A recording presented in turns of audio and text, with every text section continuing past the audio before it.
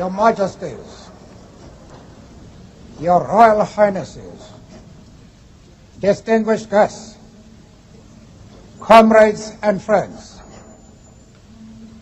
today all us do, by our presence here and by our celebrations in other parts of our country and the world, confer glory and hope to newborn liberty. Out of the experience of an extraordinary human disaster that lasted too long, must be born a society of which all humanity will be proud. Our daily deeds as ordinary South Africans must produce an actual South African reality that will reinforce humanity's belief in justice, strengthen its confidence in the nobility of the human soul, and sustain all our hopes for a glorious life for all. All this we owe both to ourselves and to the peoples of the world who are so well represented here today. To my compatriots, I have no hesitation in saying that each one of us is as intimately attached to the soil of this beautiful country as are the famous jacaranda trees of Pretoria and the mimosa trees of the bushveld. Each time one of us touches the soil of this land, we feel a sense of personal renewal. The national mood changes as the seasons change. We are moved by a sense of joy and exhilaration when the grass turns green and the flowers bloom. That spiritual and physical oneness we all share with this common homeland explains that the depth of the pain we all carried in our hearts as we saw our country tear itself apart in terrible conflict, and as we saw it spent, outlawed, and isolated by the peoples of the world, precisely because it had become the universal base of the pernicious ideology and practice of racism and racial oppression. We, the people of South Africa, feel fulfilled that humanity has taken us back into its bosom, that we, who were outlaws not so long ago, have today been given the rare privilege to be hosted to the nations of the world on our own soil.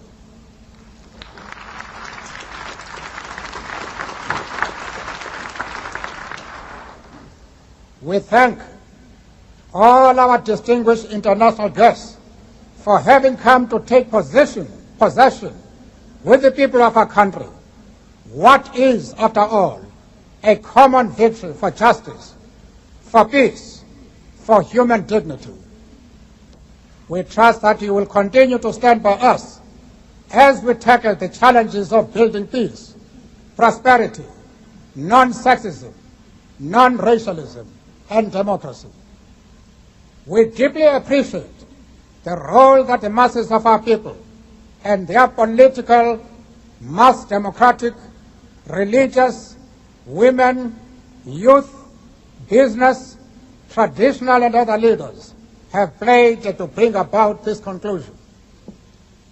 Not least amongst them is my second Deputy President, the Honorable F.W. de Klerk.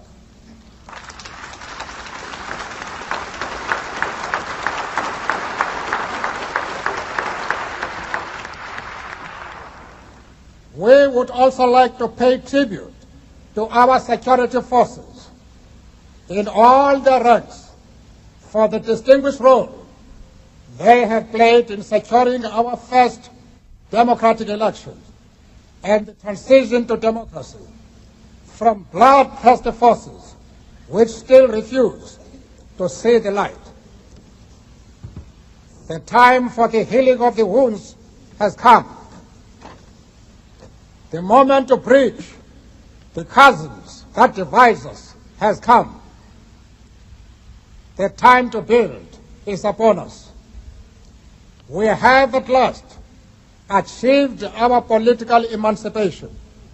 We pledge ourselves to liberate all our people from the continuing bondage of poverty, deprivation, suffering, gender, and other discrimination. We succeeded to take our last steps to freedom in conditions of relative peace. We commit ourselves to the construction of a complete, just, and lasting peace. We have triumphed in the effort to implant hope in the breasts of the millions of our people. We enter into a covenant that we shall build a society in which all South Africans, both black and white, will be able to walk tall without any fear in their hearts, assured of their inalienable right to human dignity, a rainbow nation at peace with itself and the world. As a token of this commitment to the renewal of our country, the new interim government of national unity will, as a matter of urgency, address the issue of amnesty for various categories of our people who are currently serving terms of imprisonment. We dedicate this day to all the heroes and heroines in this country and the rest of the world who sacrificed in many ways and surrendered their lives so that we could be free. Their dreams have become reality. Freedom is their reward. We are both humbled and elevated by the honor and privilege that you, the people of South Africa, have bestowed on us as the first president of a united, democratic, non-racial, and non-sexist South Africa to lead our country out of the valley of darkness. We understand it still that there is no easy road to freedom. We know it well that none of us acting alone can achieve success. We must therefore act together as a united people for national reconciliation, for nation building, for the birth of a new world. Let there be justice for all. Let there be peace for all. Let there be work, bread, water, and salt for all. Let each know that for each, the body, the mind, and the soul have been freed to fulfill themselves.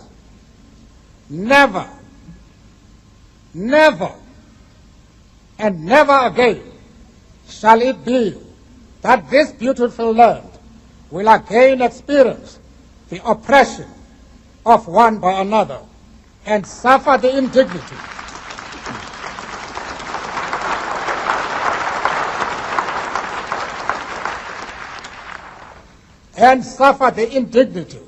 of being the skunk of the world.